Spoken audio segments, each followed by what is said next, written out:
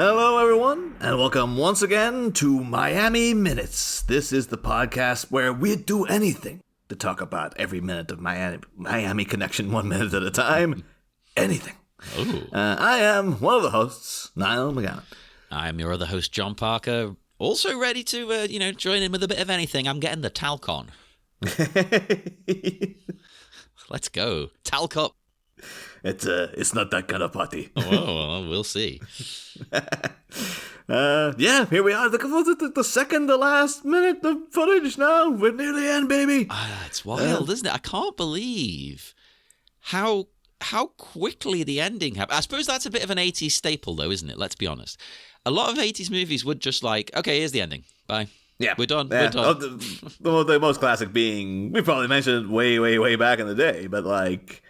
the Karate Kid. Yeah. Where it's just like, he lands that crane kick, and it's just like, yep, it's done. That's the movie. You don't need an epilogue. Like, you've seen everything you're here for, the kick, It's like, we got freaking a whole franchise as an epilogue now. I was like, no, but if you watch it as a singular film, it's just done. Yeah, so I can't fault Miami Connection for that, really. If anything, it's actually got a bit more of a wind down than a lot of movies at the time. But compared to now, you'd have an hour after, Well, I mean, considering, too, that this is like a replacement ending as well. But yeah, I think the other one, too, is Brewster's Millions. Yeah. Which is, that just has a bit, like, he quickly makes that contract with the lady in Pat Hingle. And he's just like, okay, you won, Brewster. It's just like credits. Like, oh, well, it really, like, I felt like I could have nipped out to, like, go to the bathroom for a second, and came back. It's like, oh, apparently the film ended in just that one scene. I guarantee that happened to some people at the cinema. Oh, but the thing too is, like, I think the time of Brewster's Millions is past too, because, like, again, I'm now working in an office with a much younger crowd, and yeah, I think at one point I did mention Brewster's Millions. Just like the pit, but like, oh, it's a bit like Brewster's Millions, and it's the entire concept of the film was just like, oh, I've not seen that. I was like, yeah, but you know what it is, like, it's a kind of famous idea for a. I don't know. I think outside of people like us who watch, a lot of movies, I think a lot of people even our age would struggle. They might be like, well, I've heard the name, but we're biased because we watch everything because we're stupid. Not that it's a bad movie or anything.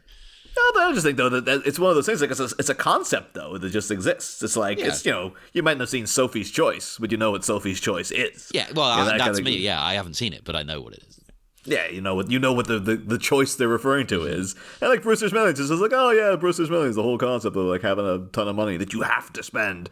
Otherwise, you're going to lose it all, or, all that. And I'm surprised, actually, because I think Brewster's Millions in itself was a remake. I'm kind of surprised that it's not, the time hasn't come again for, like, all right, let's go back to that well, And you could make it woke and be really satirical of capitalism and billionaires and things. It's like, oh, they changed it from a guy into a girl. Yeah. And they changed it from a black guy into a white guy. This is how crazy things are getting with the woke culture, John. You know what? I want to fund that myself now just to annoy people. The thing is, though, Netflix spins out so much crap.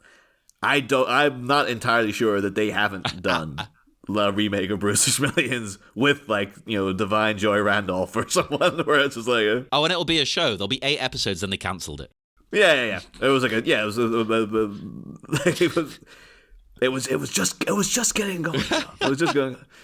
And then, they greenlit 2 seasons of it and then cancelled it in the middle of filming the second or something, something stupid. And scrapped all the footage. But maybe I could quickly Google it, but I like to think now in my mind that yes, no, there is it would be like Netflix, a Netflix nothing remake of Brewster's Millions would be like. I don't know, like Tia and Tamara came back to do it or something. It's like, okay, I'm on board with that. Oh, Brewster's Sisters Millions. There you Hell go. Yeah. And get YK Kim in it. Yeah. I think that's the thing now too. Like, if they did do it again, for like the few people who are really like dyed in the wool, Brewster's Millions fans that have to be like, oh, so you have to like make it a legacy sequel though, and have they have to be related to Richard Pryor in some way. You absolutely know that would happen. Yeah, without he'd just be some assholes. Like it was like Richard Pryor's long. He's like long in the grave. He's like 15, 20 years dead or something at this point. But like, no, you have to have some sort of like nod to who else is in it. Like John Candy. Oh, he's also dead. Who was the bad guy? It's like, it was the dad from Seventh Heaven. And like, what's he been up to lately? Oh, no. Oh, no. Oh, God, no. He is in the big Jeffrey Jones book of like, do not call. But anywho, the time has come to laugh again, John. It's a time for talk of minute 83. Woo. Of Miami Connection. It ends. It doesn't end. Well, it does end eventually, but it doesn't end. Never ends. It opens with a medical meeting, and it ends a minute later with a jubilant greeting. Yeah. So we got this doctor schlepping it out here to greet our crew. Oh yeah, he's super cash. Yeah, it doesn't seem like. It has the vibe of like, yeah, I have to tell people that their friend's been miraculously resurrected all the time. Like I had to do 5 of these this morning already. So yeah, see, I don't know how I would be if I was a doctor, right? Because on one hand, I'm a bit of a performer. I'm good at putting on a mask and fitting the situation. You know. So on one hand, I would like to think I would be like super like excited for them and be like, oh, I've got great news, you know. But on the other hand, I also have anxiety. So sometimes when I should be enthusiastic about things, I'm completely like, if I won £1 million, I'd probably be like, oh, nice one. You know, so I don't know which way I would flip. And is it professional for a doctor to be excited? I think it would be fine. It's like you're helping people. I think that's good news. I think it's just standard. You come out with a bit of a smile, and we're like, yes, well, you know, I've got good news. That Jim you like is going to come back in style. Oh, and he is going to come back, baby. Not in this minute.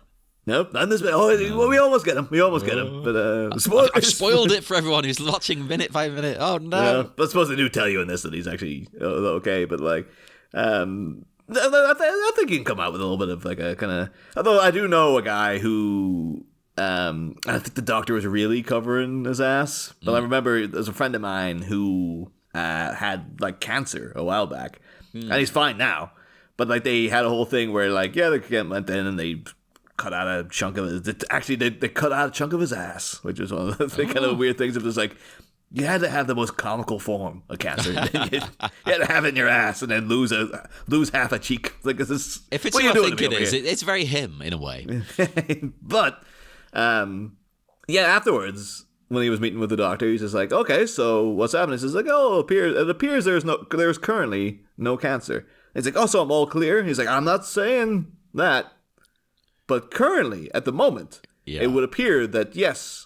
There is currently no cancer. They've got to be careful with the word in that, Yeah, but he just kept them like, so would you say that, like, I'm all clear? It's like, I wouldn't say it. Like, I'm just saying that currently, at the moment, at this exact moment in time, right now, there is not currently a problem. Like, he's being honest and truthful and correct because in 6 months' time, it can come back. I'm not saying it will, but, you know. But, like, but my friend just wanted, he wanted that release, though. He wanted to get, like, he wanted to be able to walk out like, you know, Nicole Kidman after signing the Tom Cruise divorce papers. But then the guy, like, and it's been years now, and nothing has ever come back. But he still just said, like, I didn't get the jubilation that we'll be seeing at the end of this minute. Like, he just it's had hanging over him like a cloud. But like, if this doctor came out and be like, well, currently now it seems that maybe Jim might survive, but like, I don't want to get your hopes up in case he dies. Like, he might get hit by a car when he walks outside. You never know. But the first thing that gets me with this as well. So the doctor saunters up to the police, but he's instantly spoken to, not by Mark, but by the mysterious stranger who's joined them. And he asks, Doctor, how is my son? It's Jim's dad. Oh my God! No, you probably didn't recognize him because of all the talcum powder in his hair. I am sorry. Look at this guy. Look at him. Look at this man. This boy Yeah. Look into his eyes. Those eyes ain't seen shit. This is a military man? Fuck off. I forgot Bonnie's supposed to be a military guy. So, yeah.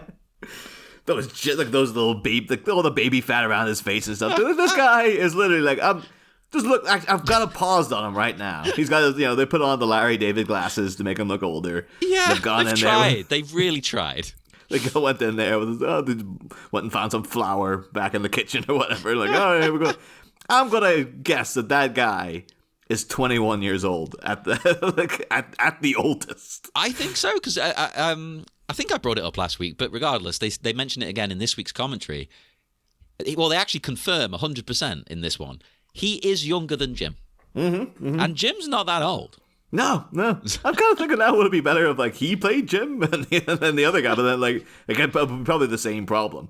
And then if Jim's dad showed up at the end, he's like, doctor, how's my son? And everyone will be like, whoa, what the hell is that? You're a military man. Why you got that towel draped over your shoulder too? What's going on? This is genuinely one of the funniest reveals in cinema history. I know they were doing their best, but fuck me. It just works so well as well, because last minute, from a distance, I was like, oh yeah, it almost looks like, it's like Trevor McDonald sitting there or something, like an elderly man. Is, yeah. Maybe this is a young Trevor McDonald coming in, and then all the experiences in Miami age him. We saw him in the 90s in the Using 10. He was only 32 years old at the time. Oh my God, listeners from outside of the UK and whatnot, Google Trevor McDonald. He was a newsreader. Yeah, the great tragedy of this. Yeah, the great tragedy of this joke and this on our show having a predominantly American audience is that's actually a fantastic comparison, and no one listening is gonna know who Trevor McDonald is. No, it's perfect. I never clocked onto it. That's exactly who he looks like. Even the glass. Well, I'm gonna say even the glasses, but I've also got a note here saying nice glasses though. Well, I think they're pretty cool. They're an interesting shape. You like them because you grew up seeing them on the news at 10 every evening, John. He was a trusted voice, Trevor. Yeah, he was. He was just highly renowned. Well, the thing that I don't think anything ever came out, because every elderly British celebrity always has a skeleton. There's always something hiding in the background. Well, and a lot of them newsreaders turn all weird and right wing, but he never did. No. Although maybe he died before that could happen. The things that nowadays are because of social media and stuff, people are showing their true colors a lot more. But Trevor McDonald sort of died in the period where it's just no, he was just on TV. You never found out much about what he actually thought of things and stuff like that. He said his piece and dipped. It could maybe he also when he had Jim, he was 72 years old, and he's like, but Jim, I've Jim's mother, the Korean woman, whoever you are, tell my son that I've discovered a map to the Fountain of Youth. Oh. And I'm going. So he's actually been on this voyage across the 7 seas to Benjamin Button himself. Yeah, he's totally. So yeah, he came back and he's just like, here I am, man.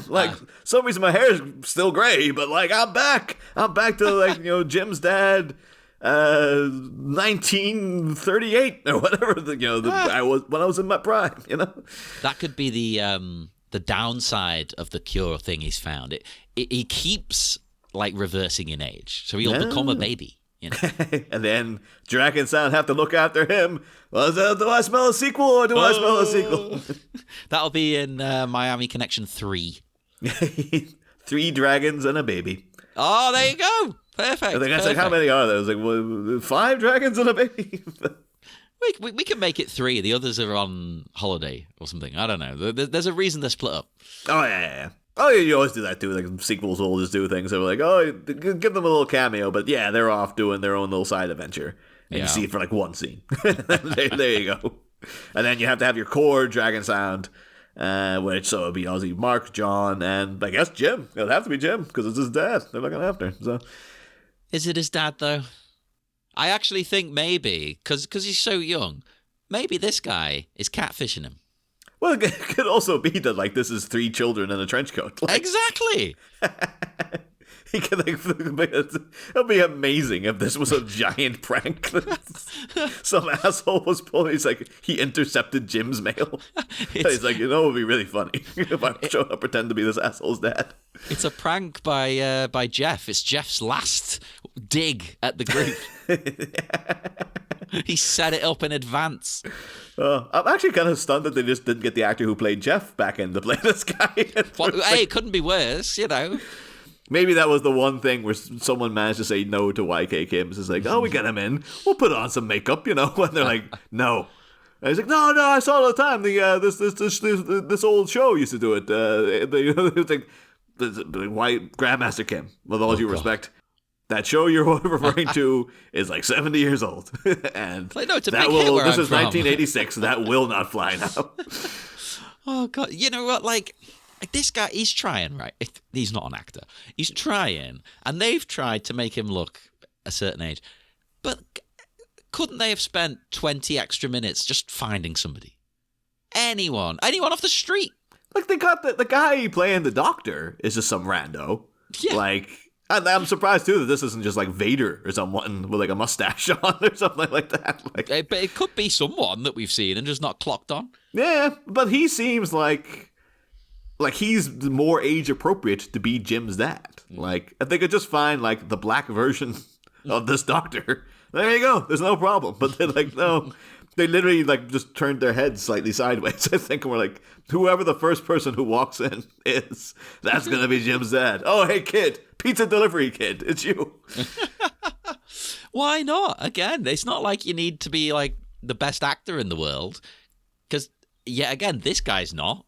Yeah, so this was like the paper delivery boy, and he like flung that morning's copy of like the Times too hard at YK Kim's window, and it cracked it. And instead of getting to pay for the window, he's like, you can pay it off by being Jim's dad in this movie. He's like, oh, that's it. Yep. He's like, I'm only 11 years old. He's just like, no, it's okay. But maybe he came up and he's like, but Sam, I'm only 11 years old. And it's like, you've got his voice. It's perfect. And then he hit puberty just before filming. So now he's like, well, my son. And he's like, no, he doesn't sound like Jim at all. This is a disaster. People are going to think it's stupid now that he doesn't sound exactly like his son. Oh, my God. No. But no, and then also in the background, you see Jeff coming out with all the face painted and makeup and stuff. We're like, oh, we're not doing that anymore. It's like, oh, son of a bitch. There's one frame where you can still see him in the background. Although, oh my God, it's been so long now. Of course, it wasn't Jeff who said son of a bitch. It was, of course, their dearly departed Dexy, who also could have played this part. Maybe it's him in disguise. Maybe it's his prank. Could be his prank, He set this up. Or I still just like the idea that it's just some kid pulling it for a laugh. But he didn't realize. He's like, oh, I'm going to show up at the airport and jump out and be like, you dragon sound assholes. And now he's caught up in this. He got roped into this. He's like, oh. Oh, God. And now it's got all serious and dark and he just wants to go home. He's like, how many? And then like 10 years from now, he's still just pretending to be Jim's dad. It's like, it's too awkward. It's very BoJack Horseman. Yeah. What's that character's name again? Sarah Lynn? Was it No, the three kids in the trench coat. Oh, yeah. Oh, what? Yeah, like a really stupid name as well. It was something really obvious, wasn't it? Vince Adultman. There it is, Vince. Adultman? I can't remember the pronunciation. But anywho, so Jim's dad, steps up, and for the first time in Jim's life, I guess, is here to look after the welfare of his son. Although again, the doctor could come out and be like, so which, like, I'm looking at Mark, I'm looking at you, and I'm like, which one is the dad? Like, it's like, this guy to the left of you here, like, he's Korean, but he looks more like the dad than you do, man. Like, that's the thing. One of them may have sired him, but one of them was the father. Well, I didn't mean it that way, but also, yeah, that's true. He might have been your might have been your father, boy, but he sure ain't your daddy. Yeah, that's it. Although, Mark does answer we brought this up as a kind of jokey question ages ago. Like, is Mark Jim's brother or his dad or what? He explicitly says in this minute at one point, brother. Yeah. But Although it might be for a more legal thing though, because I think like again in the Fresh Prince, perspective of it, Uncle Phil might have been called Uncle Phil. But, like, he was Will's dad. Like, that's the whole thing. So Mark can call himself a brother, but, like, he's more of a father than this guy could ever be. Although, I don't know, maybe this guy was swaggering it out. I was like, oh, yeah, because I sold that fountain of youth to some random billionaire asshole who doesn't need it.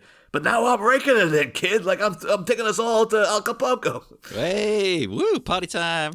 Yeah. And then they all had, like, it was like, everyone who's in the hospital jets off. And then, like, Angelo was just sat in the house by himself, just like, there we go. Is Jim okay? Like, well, what happened? Oh, yeah, Jim. Shit. Well, actually, it says, quite a bit that Angelo didn't show up, quite frankly. Unless he's out, like, parking the car or something. Or he's been kidnapped again. God only knows. I was going to say something nice, and now you've made me worried for him. Do we see him again? No. I mean, we've only got one more minute That's of what I'm footage after thinking. this. Yeah, So. fuck.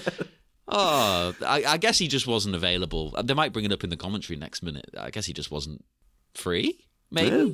Quite frankly, like, they got John and Jack there, but they might as well not have been there either. I guess it's just for appearances. Like, well, you have to have his friends there, but then also Jane.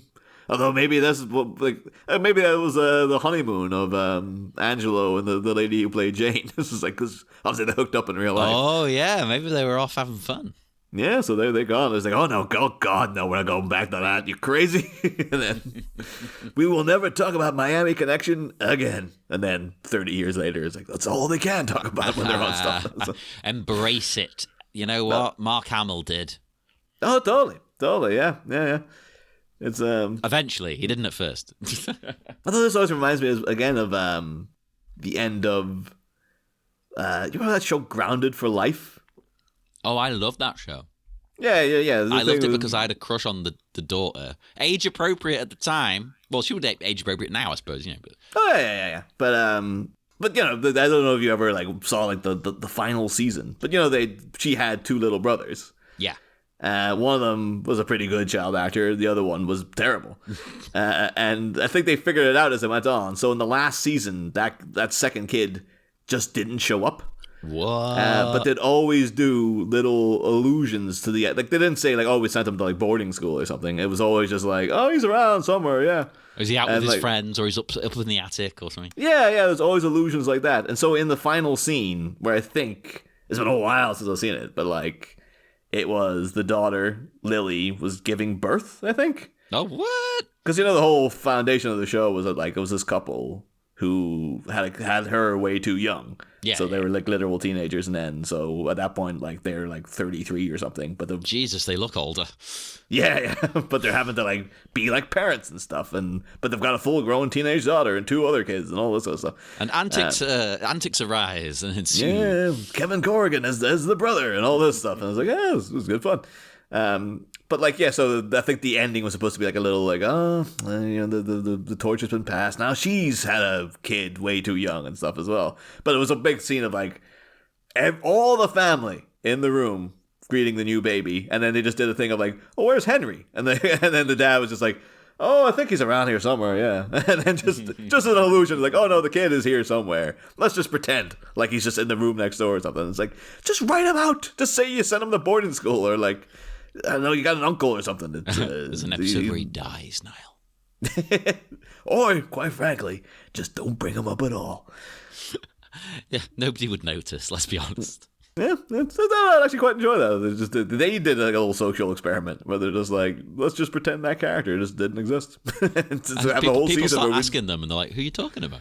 He's like, what are you talking about? Whatever. They're like, because we got the tapes. We can go and look back. And like, no, there was no second Grounded for Life kid. Mandela effect. Oh god, I hate that fucking thing. I was going to try to say the last name of the family, but I can't remember what they call it.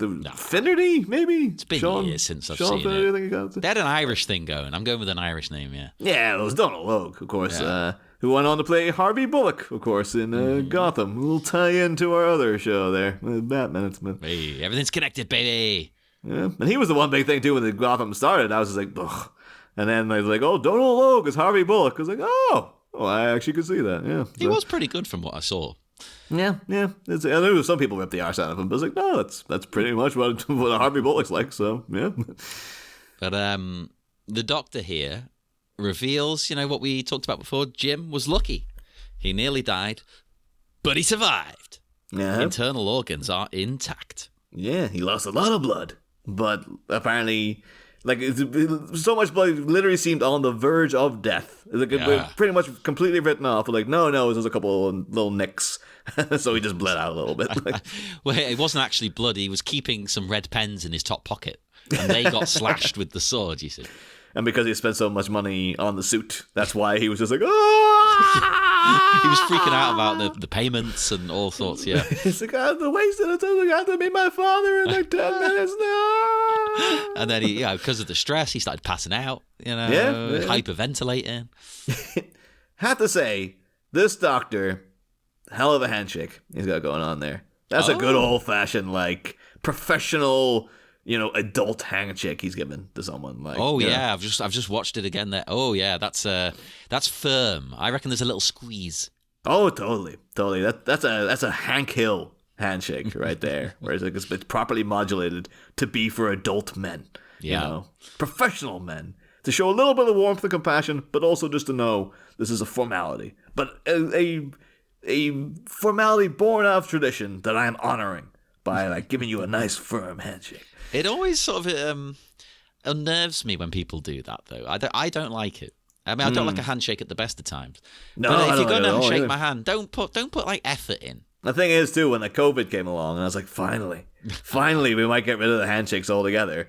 And then they replaced it with that elbow thing. And it's like, it's even worse. It's like, I guess you're not touching people, but also it looks stupid. Just don't do anything. Just wave or something. As the resident weeb, and this is just something I've done anyway, not cause I'm a weeb, I always preferred a little bow. Not a pretentious, like, over-the-top bow, a shit bow, Yeah. Do a little shit bow. I always liked that anyway. So during COVID, I had an extra reason to give people just a little, and they got it then. They're like, oh, okay. Oh, yeah. Because I think it's more respectful. I don't want you touching me, Doctor. Who knows where your hands have been? You've probably had your hands all up inside Jim's guts. You had to go into the organs to make sure they were okay. Yeah, And then literally tear open his stomach and be like, all right, everything's good in here. Sew them back up. Put it all back together. Yeah. Staples. Yep. Literally just took everything out, had all his intestines, his heart and stuff that's lying on the table. Yeah. Like, all right, the stitch this guy back up. Oh, Christ, we've got to put all the stuff back in. You've got to check it all. It's like, it's like doing up a car. Yeah, I guess so. Although the thing of my work laptop, the amount of times I've had to go over to the IT guy, and all he does is just like literally you just can't find what the problem is. He'll just take the computer apart, literally piece by piece, put it all back together, and then it just works fine. He's just like, all right, well, next time I next up, just bring him back, and I'll do that again. It's amazing how often that does work. It's bizarre. I've been there 3 months. I've done it twice. Will I have to do it by the end of the 3rd month? I reckon, to make it proper, you need to be going once a month. It's always little minor, like, just, random little... Although one time was just like it literally would turn off every time you picked it up, which is not ideal for a laptop, but... Kind of defeats half of the point of it. Yeah. So, but anyway, I have to say, though, not to jump way too far ahead, but I've got to pause on the handshake at second 28, and I think look at Jim's... quote-unquote Jim's dad. Yeah. He looked, again now, you can tell he's not, because that doctor's got an adult handshake. And look at Jim's dad with his little, like, little... that's a teenage boy's handshake right there. Like, that guy doesn't know how firm to make it. He's kind of got, it just looks like he's handed him flopped over a wet noodle into his hand and stuff. Are you questioning his military credentials again? Or maybe that's what, he swore off handshakes after he got completely disillusioned with authority. Good man. So when they forgot him back at Nam, no one was shaking his hands back when he got back to the US of A, was it? He was shaking his best friend's hand in Nam, and suddenly there was an explosion, and all he had in his hand was his friend's hand. The rest of him was gone. Yeah, like within that 1 second, he's actually had like a 30-minute flashback in his mind. And that's a whole movie we can do then, is of the flashback. That'd be very like Pen 15. If they did a whole spin-off about Jim's dad and they cast like way older actors. And yet the flip of this. Yeah, and then they just like he was just still there as like this 12-year-old with all the talcum powder in his hair. Yeah. And just pretending like, yep, he's like, yeah, he's like 45 in this. Yeah, sure. Fuck yeah, let's do it. We've got even more projects for our Miami verse. This is going to be the world's it's going to be the new Marvel. Because Marvel's died a death, so we need to take cinema to the next level. And I think back in the day with Netflix, now they're cracking down on stuff. They're not as just sort of fanciful as they used to be. But I think like 5 years ago, we could have pitched them all of this, and they would have been like, all right, we'll give you 2 seasons. Just see. Absolutely. That initial period where they were just putting out show after show after show and giving them all like 5 seasons. Yeah. And then I remember the tide really turning was that show Everything Sucks, which was like the kind of Freaks and Geeks-esque, like the high school thing set in the 90s. I was going to watch that, and then every review was like, don't watch it. Oh, I really enjoyed Everything Sucks. And then I found out only recently, because I was like, I just watched it, kind of it got cancelled, and I forgot about it.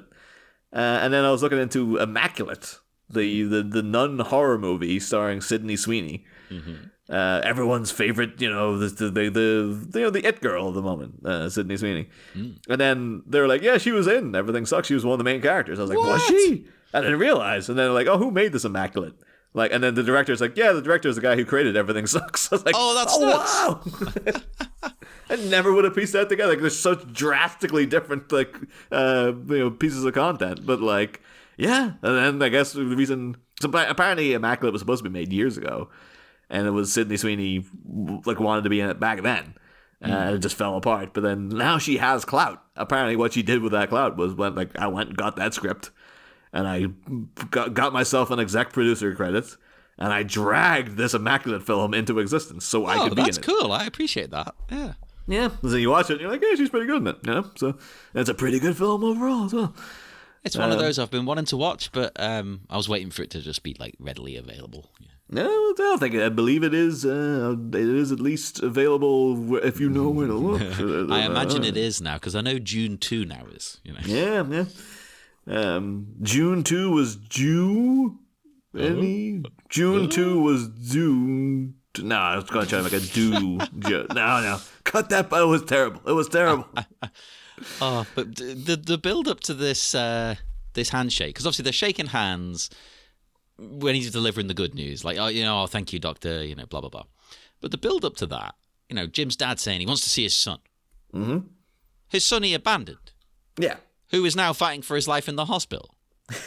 Fuck you, Jim's dad.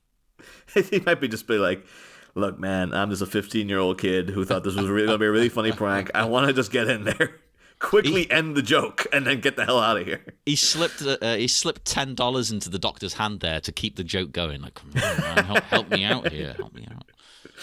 Yeah, like this doctor is actually like the guy who runs like the local the local quickie mart or something. Yes.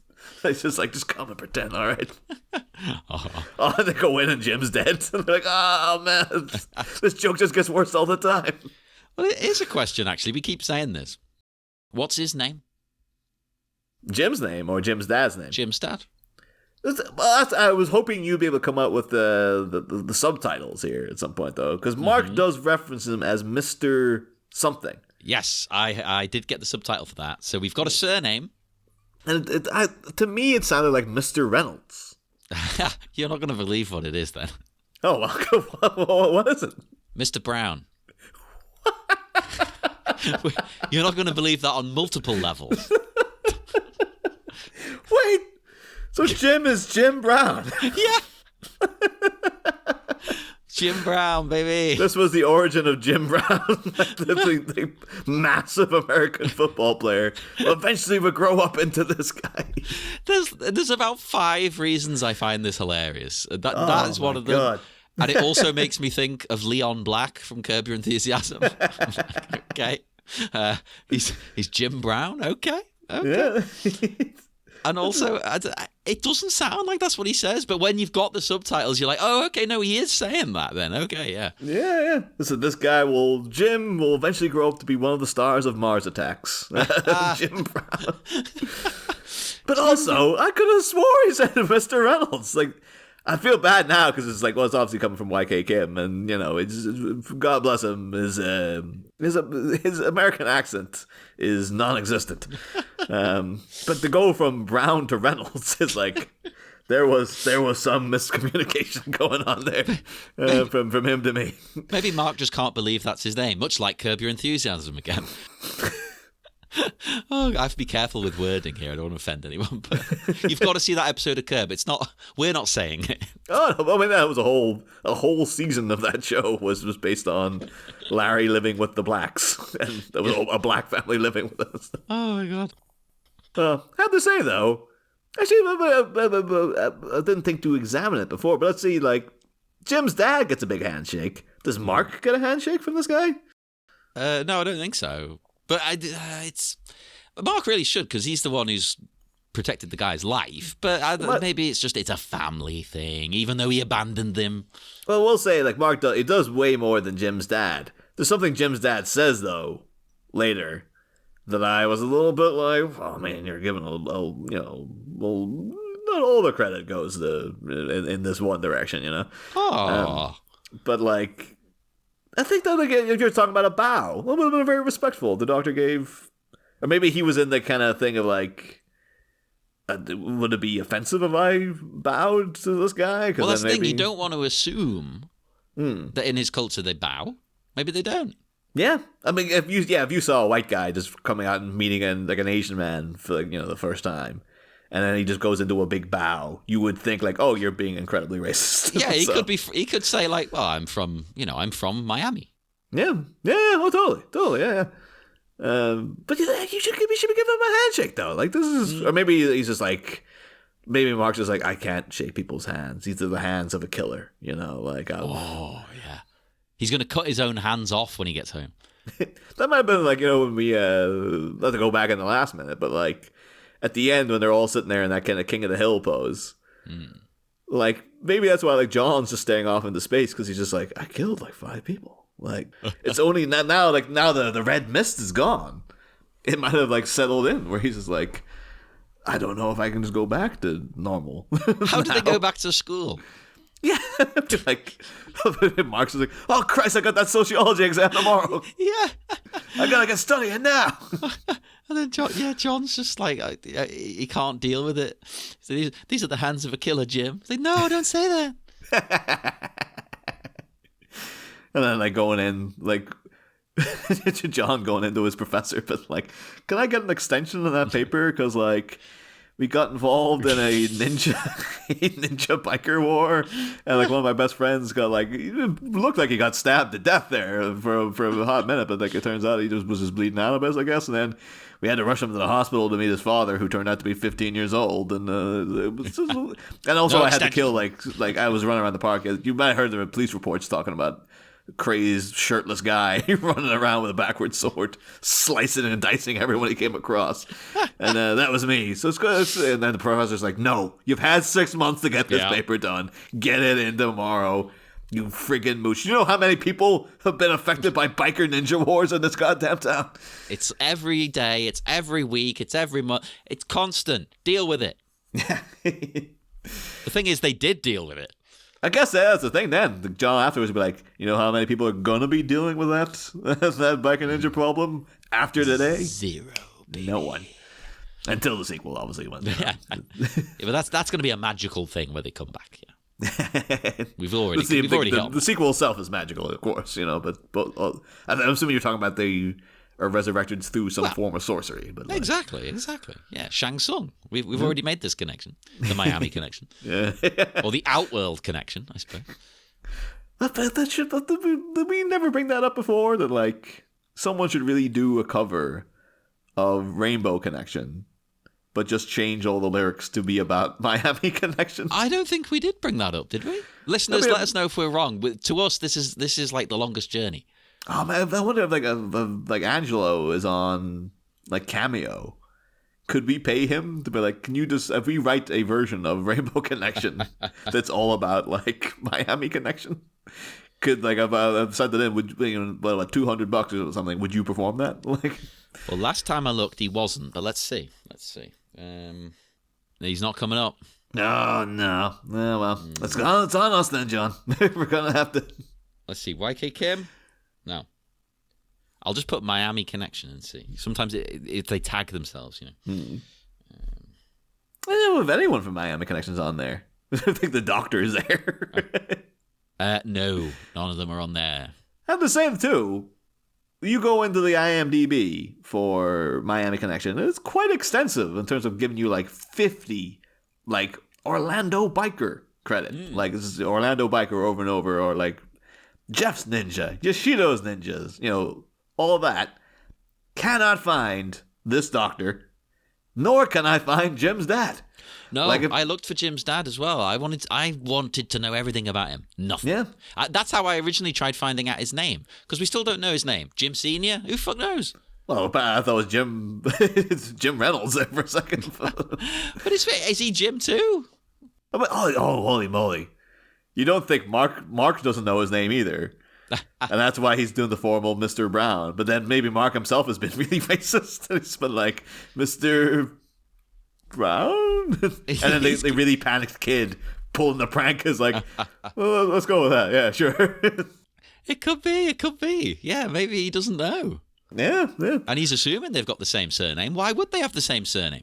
Well, that's the thing, yeah, because like we came across this earlier in the show, was just like, is it like the Dragon Sound? Are they all like, you know, Mark Snow? Jim Snow, like, you know, I absolutely think they are the Dragon. I'm telling you, Jim Dragon, Mark Dragon. And then come over and be like, "All right, Mr. Brown, you're not a dragon, okay?" Like, in many ways, I kind of wish Mark would tell this guy off. Quite frankly, you know, you showing up, you're getting my handshake. What the hell is this? And I'm the one who did all the fucking work. Yes, now you're getting all the glory with the Doctor. And where were you, man? Where were you when we were out? When we were out, like, well, people might be like, when we were out in the shit, like out there in the, it felt like a jungle out there. And then like Jim's dad starts getting flashbacks to Nam again. He's like, you don't know anything about the jungle. It's been Mark's been like, I was a ninja in the jungle. What are you talking about?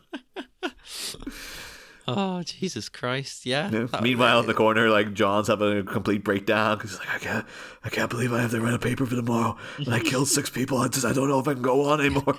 And then just beside him, Joe Jackson sitting just like, That's another sequel idea. Then it's a very serious psychological study dealing with the aftermath of the events of this film. So it's a character-driven piece, you know. It's like when they went from, like, you know, Twin Peaks to Fire Walk with Me. And everyone was like, holy moly, that was it's like, you're sure this is a follow-up, right? It's like, yeah, it's totally within the same universe, at least. That's what they could do with this. And it follows, you know, Mark and John specifically and their trauma. It's like they're still in there. Like, if Mark doesn't get that handshake, he's just like, the only way I know to solve problems now is to run around with a sword. Like, he spends the whole movie just trying to get one person to shake his damn hand. And that'll be the final shot. Someone finally extends their hand. So I might as well jump to it now, because it's like, you know, otherwise it's just going to be sitting there. But like, Mark certainly deserves a handshake. Certainly deserves more credit for raising Jim than Mr. Brown. But like, at one point, like, Jim's dad sitting there. So what do you want to christen him? Vincent Adultman Brown? Like, I was just going with Jim Senior, to be honest. James. So he's James Brown? Oh, goddamn! I mean, Jim is called James Brown as well. Jim and James. I think that makes sense. Yeah.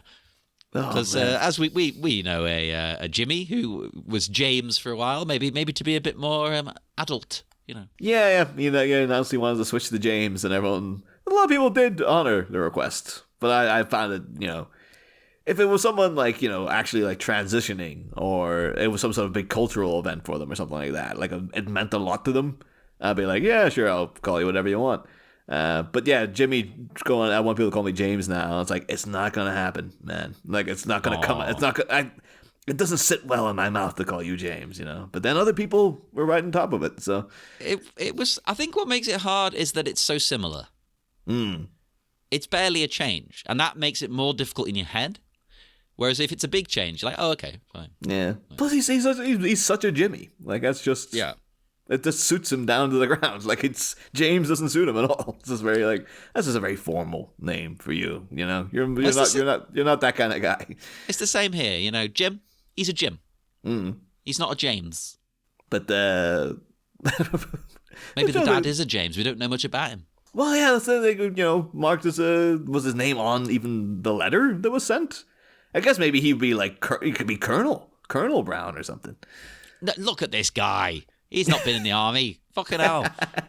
Okay, He's let me get You're questioning his military credentials now, John? Stolen valor. He's a liar. No, well, I mean, stolen valor from Mark as well. I mean, it's just in his character. I need to get over this, right? I'm going to ignore the actor. The character... Okay, yes, the character, I agree. Absolutely. It's something he showed up, though, when he was just like this muscle-bound mountain of a man with a big scar down his face and something. What happened to my son? Oh, yeah. He should have turned up in the fight and evened the odds. He just parachuted out of the plane. Yeah. He could look at the window like, that looks like my son bleeding to death on the... Hey, Mark, I got your pager message. I know you needed help.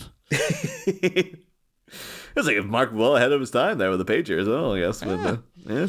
I think in this era, pagers were probably only the doctor there would have had one. Yeah, if that, you know, 86, maybe. Then again, in this country, no fucker had a pager except doctors anyway. It wasn't like unless American TV's lied to me, I assume American school kids had them. You didn't have them here. It seemed to be a big thing in very privileged American schools. Like Cher Horowitz had a pager. Like, I don't know if your average teenager had a pager. And it might have been just the pager companies trying to sell that to you. Like, everyone has one. What are you talking about? You need this thing. Oh, that's it. You've hit the nail on the head. It was all like a con. Yeah. As big as con as this asshole pretending to be Jim's dad up here. All lies. Everything in my life is a lie. But, anyway, to continue my thought. So... Jim's dad starts then talking about like, oh, I just want to thank you for everything you've done for Jim. You know, he wouldn't be here without you. And then John is sitting right next to him, just like, well, was Mark driving the car? Because as I recall, I drove him here in my car. So what the hell are you talking about? Mark did everything. It was me. That is a good point because the amount, it wasn't even just the driving. The driving, you could be like, okay, well, maybe he didn't know he drove the car. But he did an equal amount of the slaying. Oh, yeah. Unless it's just like, well, whoever killed the big bad guy, that's the winner. You know? That's what gets you all the XP. That's how you level up. Yeah. So it's like John could have killed Mark could have killed 5 guys. John could have killed 8. But because one of those 5 guys was Yoshito, that means like, and then I guess because Mark was just like, he was in the back with Jim going, Jim, you're gonna live. Instead of, doing the actual work of getting him to where he needed to go. Apparently I just get you all the credit these days, but okay. Well, Mark's the representative of the orphans. It's fine. You just deal with him and it's dealing with all of them. Every time they ask any orphans a question, Mark's just like, I'll field this one. Yeah. Because he's head orphan. He is in charge. He's like president of the Orphan Association. Yeah. And everyone identifies as too, like, so, except the doctor, obviously. Yeah. Because he always like, oh, is that weird orphan head guy? Yeah. Everyone's heard about him in town. Oh, God, it's him again. So I'd never talked to him. I have. My parents are still alive. I'm doing fine. It's like, they've got a weird thing going over at that house. Like, is it like a sex thing? Like, what's going on? But yeah. So now we get some. I feel like we're kind of torn through the minute, but then there's not much else going on in it beyond the revelation that this guy's called Mr. Brown. That's really fucking finished you off, hasn't it? You know what though? This is where I give the actor a bit of credit, right? He's trying his fucking best. He's trying to be somber, respectful, almost stoic. The problem is he can't act. But he understands what he needs to do. He can't do it. Again, too, YK Kim next to him seems like he's friggin', like this is Jeff Bridges we're watching. This is like, friggin' Laurence Olivier or something. You're just like, wow, why? Even YK Kim, I've got pause at second 42 here. Just a facial expression. There, yeah. Yeah, we just sitting listening with compassion to Jim's dad, and you're like, yeah, that looks like a proper actor there. Even though we've seen him, we know he's not an actor. In comparison to Jim's dad, I guess, yeah. But although Jim's dad strikes me as like, we need someone to play this part really quickly, and then they're like, that guy, didn't he say like his son is like. The guy who runs the hardware store. He said his son's like a really good actor who's like, he's won all these awards and stuff. We should get him in it. And then the YK comes like, oh yeah, phone him, get him. And then they got in his son and thinking like, he's like an award-winning actor. And so like, yeah, he got like the drama award for like 4th grade or something. 1,000% this is what it's going to be. And they're like, I thought he was an adult. It's like, I never said he was an adult. I like what he says as well, where he goes, Mark, I don't know how, but I swear I'm going to make right what I've done wrong. Because at least, from a character perspective, he's acknowledging the problem. Because obviously, things happen in life. Sometimes there's separations and things, obviously. But this guy just straight up not only left the family, he left the fucking country, as far as we're aware. Oh, well, I think he's been international. He's been around the world, man. Well, that's why I think these are all his kids, but Yeah, totally. Oh, yeah. I just gotta the way he phrased that though. Like I don't know how I'm gonna do it, but I'm gonna make right what I've done wrong. And it sounds as though he's beginning a pitch of a completely unrelated thing, where he's been like, I have to go now to like solve all the problems I committed in my life around the world. Yeah. Tell Jim I said hello. Just walk out. I may be back one day. Maybe sometime in the future. If he really wants me here. I think he wants me here right now. No, I need to go. Well, then he brings up the bit you've mentioned there, where he says, today I almost lost Jim for the second time. You didn't lose him the first time, you left him, but okay. Yeah. But because of you, he's still alive. And I'm just sitting here thinking, 100% true. Mark wouldn't quit when all hope was lost, even going so far as to reshoot his damn movie to save the guy. True hero.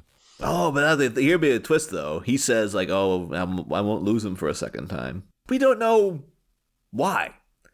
Like, Jim's dad and whatever happened. Or maybe the twist is the mum ran away with the kids. Well, that'll be the thing then. You find out, like, the end. There'll be an end scene of them all going back to the Dragon Sound, the Dragon Sound lair.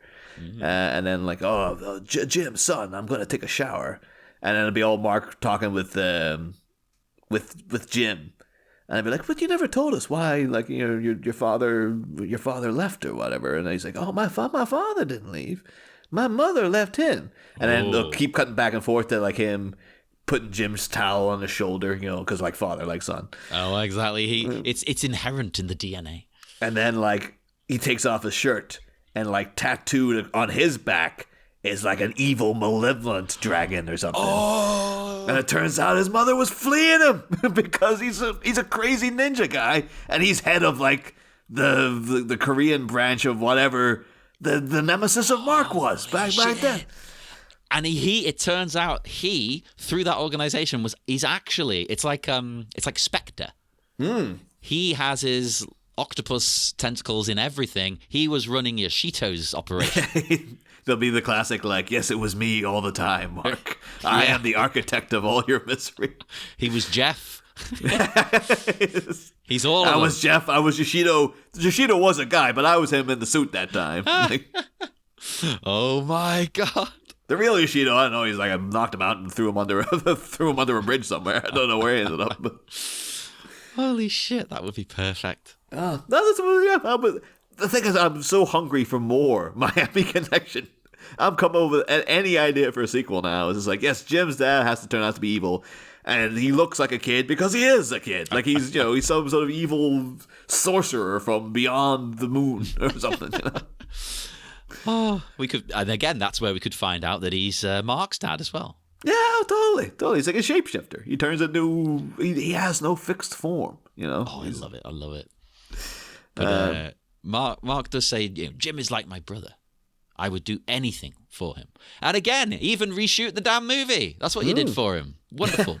I reshoot the movie and cast a guy to play his dad who's completely unsuited to the part. But that's how much he loves Jim. That's how much he's looking out for Jim.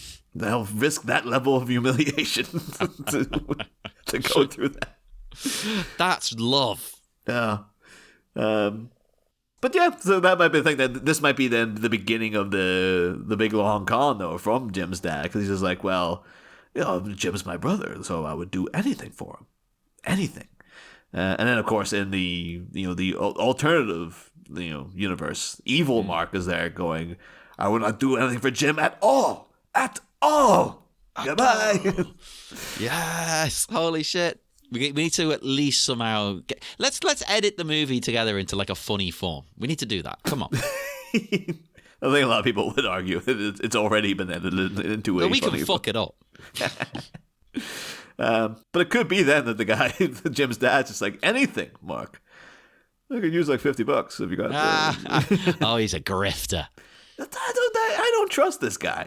Like, no. Maybe they were trying to set up a sequel where it's just like, yeah, obviously he's not Jim's dad because look at him. You're supposed to be like, well, what's going to happen next? Like, this guy's clearly a grifter, but it's giving me Father Ted Toddunctious vibes, 100% Toddunctious. I do not trust this guy at all. At all. Oh, but maybe that's his name, Father Chewy Louie. That's a deep cut. Father Hamima Rakib. That was Father Hank Tree. Well, we know he's a father. I guess true. In a form, Oh, the thing too, Mark calls him Mr. Reynolds or Mr. Brown. No, I love Mr. Reynolds now. That's fantastic. Well, great though. He just kept he called him like Grandmaster Brown because I think he just assumes like, oh, everyone calls me Grandmaster Kim, so. Yeah. Like, you call him, he's the dad or whatever, so it's Grandmaster Brown. It's like, no, we just call him Mister. And he's like, oh, well, why has everyone been calling me Grandmaster this whole time? We thought you wanted to be called Grandmaster. What the hell? Turns out he's not actually that good at Taekwondo. He's like, no, I'm learning too. What are you talking about? I just took the lesson immediately before you guys' lesson. Like, all I know is like 1 week in advance to you. He just reads it from a book and he's like, yeah, okay, I've got it down. Now I'll teach the boys. Yeah. He's looking at 1985 YouTube on which I guess would just be like public access Taekwondo show on a blurry TV. I guarantee that exists somewhere, and it's probably been uploaded to YouTube. Oh yeah. Oh yeah, for sure. Is it too late for us to get Billy Blanks on the show? No, absolutely not. Could we just have like on our final minute? We of course have. Taibo legend Billy Blanks is here. Right, 1,000% remind me. I'll try and get in touch with them. Listeners, I'm not going to guarantee it because obviously we've not really had guests except for that one guest who's been here the whole time. Yeah, of course, yes, our third co-host Dave, who much like Angelo has stepped out for the much like Angelo and that kid from Grounded for Life. Yes. Dave's around here somewhere. I'm looking at him. He's over there. Hey, Dave. Yeah. He's just getting a drink. He'll be back on the mic in a second. Yeah. But yeah. Then we do, of course, get like the sounding of Jim's return. Someone declares Jim. Oh yeah, I listened to that a few times. I think it's John. So I'm assuming, without jumping ahead, Jim is coming in to the waiting room, which he shouldn't be doing because the doctor's literally just said he needs rest. Literally just said. Well, that's the thing too. The doctor was just like, yeah, he's bleeding out a little. This guy looked like he was slashed with a sword. Mm-hmm. And then he was dunked in like dirty swamp water, and then dragged, bleeding out all over the place. Like it was proper Mr. Orange levels of blood going on there with this guy. The doctor comes out and he's just like, yeah, didn't hit any vital organs. He did lose a lot of blood, but like, I'm going to release him into your care tonight. That's the crazy thing. I don't care how well he's doing. He needs to be in overnight. That's like I think any other film would be like, we have to keep him in for observation, like because like that sword slash might not have got him, but like the bacteria in that water probably did. You know, like it could be infected or anything. Yeah, maybe this is like the back, you know, because again, Dragon's Den don't have a lot of money, and this is America after all. Oh, it's a satirical comment. So this could be kind of like. Maybe that's why, like, Mark set up Jim's dad. Or maybe it's not even Jim's dad. They couldn't find Jim's dad at the airport. But, like, well, we don't want to pay for this. So we have to, like, get some guy to pretend to be Jim's dad. And then, like, just take the forms. And then just leave, okay? Yeah. And then whenever they come to us looking for, like, what happened? Where's the medical? Why aren't they paid? We'll be like, oh, Jim's dad said he was going to do that. That's it. Then it all gets sent to him somehow, yeah. Sorted. What a trick. And then Mark was there just like, and so what's his name? Mr. Brown. Like, what's his first name? Like, it's Jim? Like father, like son? Yeah, he named his son after himself. Well, you can always plead the fifth in America as well, because you'd just be like, Mark is on the record as saying, like, he didn't tell us he had a father. Like, way back, that seems like that was like 5 years ago we recorded those episodes. I think it was. I'm a different person. I feel we're all talking about, like, the mystery of why Jim's dad left. That's like, it was all dealt with in that monologue. We just don't remember it. We don't remember, people. This has been a lovely journey, but it's like we are actually Frodo and Sam. Yeah. And we are now just at the summit of Mount Doom. We're just there. We're about to throw Mark into the lava. Oh, I remember it was such a monumental event when we got to like near the end of Batman 89, because that was our first season. It really felt like this has been like a whole. It felt like Lord of the Rings, exactly. Like that was the only thing. The only equivalent was just like, holy moly, we made it all the way here. And I always remember thinking it was weird. Like one of the last guests started coming out about like generic basic info about Batman 89 as if we would know it already. And I was just like, what the hell do you think we've been doing this whole time, man? Why are you coming out with like, oh, yeah, people didn't think Michael Keaton was going to be good because he was Mr. Mom. And we're like, we've been doing this for 120 weeks, asshole. But yeah. That's the advantage of having no guests on this one, baby. Well, that's the thing. Yeah, this now has been like, it's just and of course then Dave being the Gollum of the group, who was there on occasion, but it's mostly been you and me, John. Dave's here every episode, but again, he's just getting a drink. Well, I guess technically Gollum's there the entire time too. He's just hanging in the back a lot of the time, hanging in the back or hanging in the front. In fact, Dave just said to me, he's just gone to get some smokes. He'll be back. That's what he told me. And I believe him. He'll be back. He'll be back any minute. We're going to get a letter from Dave soon, written on very cheap, extra crinkly medical paper. And then we'll have to stand with our towels draped over our shoulders to emotionally read it. My co-host was Korean, and my other co-host was Black American. Which one am I? Well, that's for the audience has never seen us, John. Like, there's up to, that's true. You can decide. As far as they know, that's what we are. You can come up with it based on our personalities and voices and whatnot. But yeah, so we get another crowd, Jim. And yeah, we're out for this, man. Well, you know what? I think this whole minute is serious family drama. So I'm going to say this is have one big drink, because you've not really had much this time. No. Somehow everyone's managed to keep the shirt on. Yeah, I know. I was kind of hoping they'd just be whipping them off in the hospital there, but no.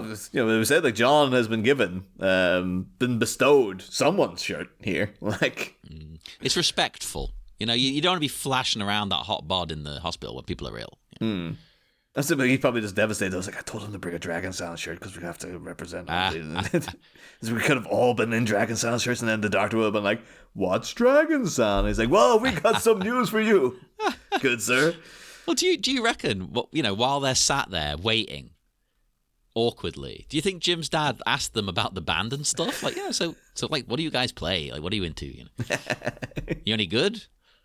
Like, yeah, Jack really trying to, like, angle himself so he could see the writing on the shirt. And it's like, dragon sound.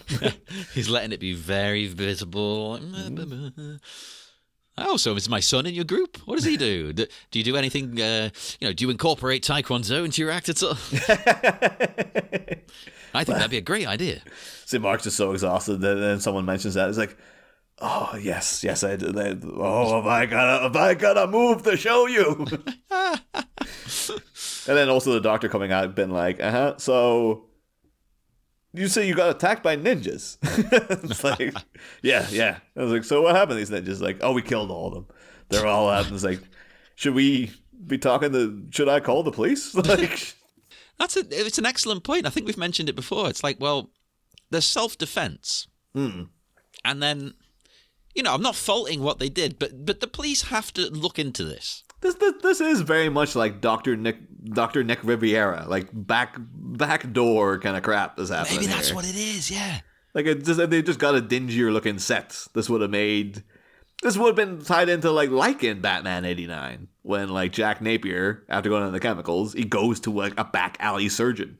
Who gives him the friggin' Joker grin and stuff. It's like we need that guy to come out and be like, oh, you see what I have to work with here, and then this like horrible deformed Jim comes out or whatever. But it's it feels like this should be like, oh yeah, we couldn't go to an actual hospital about this. Like this is we can't pay. We had to hire this kid to pretend to be Jim's dad to off the bills onto him, and two, the freaking cops will be all over us. And we know that Dragon Sound know not to go near the cops because, like, in the middle of a rumble on the friggin' building site or in the train tracks or whatever, they too were like, yeah, it's the cops. Let's get out of here. So they don't trust no cop. Yeah. A cab, says Mark. It would have made more sense if Dexy came out in scrubs and was just like, that son of a bitch is going to be okay. Also, this is my side hustle now because I did, of course... I did get a medical degree, but of course I gave it all up for my dream of being in a band. But you sons of bitches got me fired. But you know what? Since he's a trained medical professional, he still, despite all of that, he saved Jim. Oh, he has his Hippocratic Oath, of course. He's like, oh, I've got that son of a bitch Hippocratic Oath, but now it's done. And just rips off the scrubs. Yeah, well, once you're off the clock, it doesn't count. And then Mark's just like... cracking the knuckles like, here we go again, and then just the two of them flying towards each other and then freeze frame and then you go credits. Boom. Yeah. I wonder how many alternative endings we've thought of for this movie at this point. More than they ever considered. They go, the best they could come up with was freaking Jim's dad, Jim's 12-year-old dad appearing. You say that as if it isn't one of the greatest scenes in film history, I mean, there is a visceral reaction, like when it does that, because again, from a distance, it's kind of like, oh, so that's Jim's dad. It's clearly a middle-aged man, and then when it does that hard cut to him close up, it is just like what? I love it so much, and in fact, in the commentary track, when they're asked about Jim's dad and his age, they just start laughing. They know full well. And I just wonder if all of them are laughing, or YK Kim's just sat there like, what? No, he's chuckling too. He's chuckling away. And, as I said last week, the makeup was done by Joseph Diamond himself. But I say makeup. When we're joking about talcum powder, it is literally just talcum powder. He says it. No, totally. I mean, he's just poured talc on him, and he's like, that'll do. It'd be great if you saw like Joseph Diamond in the corner, like sitting as Joe Jack, and like you can just see old talcum powder on his hands, and it's all over it goes everywhere, doesn't it? Yeah, yeah. It's just like the dusting of it's all over his Dragon Sound t-shirt. He's just like, yep, no one need ever know. when Jim's dad stands up, there's just like a cloud. Like, it would just make them seem even more suspicious. The doctor coming up and like, that guy's covered in talcum powder, and this guy's clearly 15 and with talcum powder in his hair. Is this guy's actual dad? Yes, it is. All medical billing information must go to this man. Well, Joseph also says in the commentary that the actor does a good job. They told him specifically, act old. That was it. Act old. I'm not sure it worked. I think it was reminded me of a time way years and years and years ago. I auditioned for a play that it was been put on by like students and stuff, but like they were pretty serious about it. So they had a big proper organization of like getting everyone in, and then like the sides. It was written. It was like a newly written play. I don't think it ever even got put on, to be honest with you. But I always remember that like they had a doctor part who was very clearly written to be like the sexy young love interest. Oh yeah. To the main character, who she had written and she was producing and she was starring in the play herself, obviously. And it was very clearly, a lot of it felt a little bit like maybe she just wanted to smooth with some hot guy who was pretending to be a doctor. I mean, yeah, I get it. But yeah, my audition then was to be like, oh, everyone else is doing like dynamic, hot, young guy. And so I just put on a big, thick, like old school German accent and was just pretending to be like an old man. I was like, yes, the patient is really coming along well, I find. That's perfect, though. I prefer that. Well, I got a big laugh from everyone, and she was like, oh, thank you very much. I never got a call back. Oh, come on. You were putting a lot of work in there. Yeah, I was thinking outside the box, man. Jim's dad coming. Yes, I am Jim's dad, of course. Well, he could be from anywhere, in theory. We don't know. Arnold Schwarzenegger can play an American military man. John, we were told very staunchly. His mother was Korean, and his father was Black American, okay? And are you saying Arnold Schwarzenegger isn't playing an American when he's playing John Matrix? Yeah, or Howard from... Or Dutch. Not the nationality. It's a name. It's like, it was written for a Dutch guy. What the hell is the matter with you people? It's like he's from Europe. Like, it's all the same. And of course, Detective John Kimball. Oh, yeah. So I'm looking at him and think, your name ain't Kimball. I'm sorry. I like to do that too. Like, in Fight Club, where all the name tags that like Edward Norton's character, like when he goes to the all the different meetings at the start. Yeah. Like all the cancer survival groups and all this kind of stuff. And the names he gives, it seems that he's called like Rupert and Travis and stuff like that. Which is like, you kind of read it as being like, oh, it's Rupert Pupkin and Travis Bickle, so he's naming himself after like De Niro characters. Although he always throws in Cornelius as well, which is like, I don't think De Niro ever played Cornelius, but like Cornelius makes me think of Planet of the Apes, which is... Yeah. It also really seems like he's dying to get caught if you're saying your name is Cornelius to these people. You get cocky after a while. That's the thing. Yeah, but I would love to do a thing with its like name tags, and every alias I come up with is just an Arnold character. But I think as soon as you hit John Matrix, though, everyone's going to be like, no. I'm sorry. That is not a name. Well, I went through that period of ordering pizzas under movie character names. I didn't try John Matrix. Maybe I'll try that next time. Yeah. I ordered a pizza for Dominic Toretto. I'm just looking. I just got up briefly here. In The Running Man, Arnold's name is Ben Richards. Of course, makes the perfect sense. Yeah, he's a Ben Richards. Look at him. Yeah, Total Recall, Douglas Quaid. Okay, I mean, well, wait, but he's also called Hauser. Oh, that's true. That's true. Yeah, yeah. Which does sound German. True Lies, Harry Tasker. Yeah, that's a bit more like it's kind of getting there. It's kind of getting there. Yeah. Then like Jack Slater in Last Action Hero, which is like a great action star name, but it's not an Austrian's man's name. No. And then Eraser. Let's see if I'm gonna get it quickly. Oh no, it just says U.S. Marshal. Wait, he hasn't even got a name in it. No, it's just because I've just gone through the Google search rather than the IMDb, so it all pops up as just the U.S. Marshal section. I would have loved it if in the entirety of that film he just didn't have a name. And then End of Days, his name is Jericho Kane. Amazing. That's not anybody's name. That's like a wrestler. That's two wrestlers stuck together. That's like a Mick Foley character, Jericho Kane. Like that's like not one person in the universe exists who's called Jericho Kane.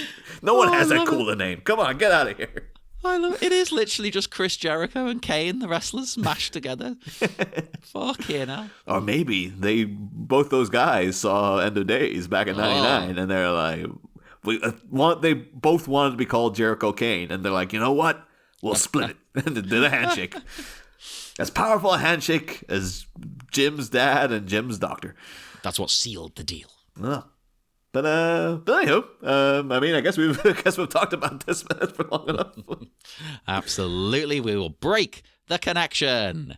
We're only going to do that another couple of times, people, but you're going to be with us for the ride. If you want to join us in the meantime, in between episodes and whatnot, find us on Facebook at the Miami Minutes Taekwondo Orphanage, Twitter at Miami Minutes, Instagram Miami Minutes, and why don't you go to our network, Sleepy Charlie Media, on Patreon for bonus content, and TeePublic for merchandise. And we will be back in 1 week with more exciting hospital and father action here on Miami Minutes. He's a fucking child. Anything. Listen to me.